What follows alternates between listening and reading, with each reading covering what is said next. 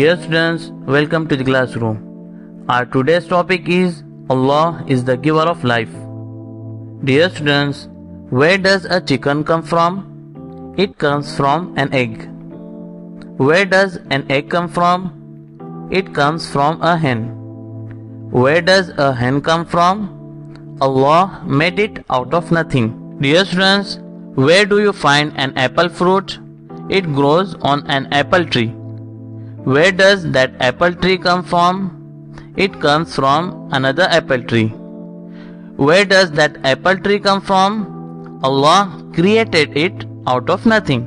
Dear students, you can ask these questions about all things and try to give an answer. This will show you that everything has a beginning and that everything also has an end. But not so with Allah. He has no beginning, He has no end. Allah is the living one. Allah is the giver of life. When you look at the sky, the sun, the moon and the stars, whom do you think of? When you see the trees and mountains, birds and animals, fish and oceans, whom do you think of? Allah created Adam. Adam was different from animals and plants in many ways.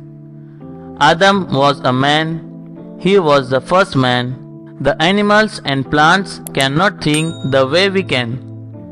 They cannot talk, but Adam could do these things. Allah gave him the gift of speech. He gave him the gift of the mind to think with. Allah is the giver of life. Dear students, who made the whole world? Allah made the beautiful earth. He filled the earth with many beautiful things.